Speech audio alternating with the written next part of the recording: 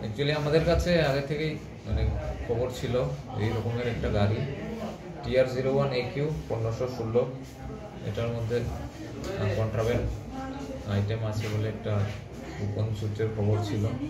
তো অ্যাকর্ডিংলি গাড়িটা নাকাতে আটকা পড়ে আমাদের চেকিং পার্টির কাছে। তো আটকা পড়ার পরে দেখা গেছে গাড়িটার ভেতরে একটা মুড়ি বানানোর মেশিন বলে যেটা ড্রাইভার বলছিল, এটা গাড়ির ভেতরে ট্রাকটার ভেতরে পাওয়া গেছে।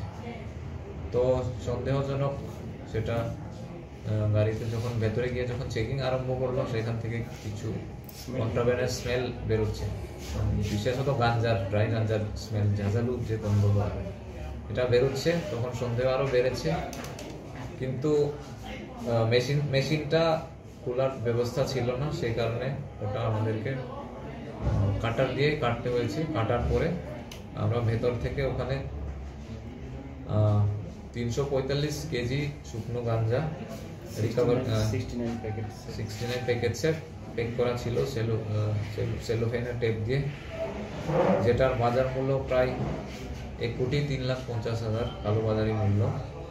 আর এখানে ড্রাইভার মনিতা মোহন জমাতিয়া, বাবার নাম কৃষ্ণবাসী জমাতিয়া, খামারবাড়ি তেলেমুনা PS, তাকে আমরা আটক করেছি এবং একটা NDPS এর কেস আমরা চোরাইবাড়িতে এখন রেজিস্টার করছি। বাকিটা তদন্ত চলছে। গাঁজাগুলো কোথা থেকে?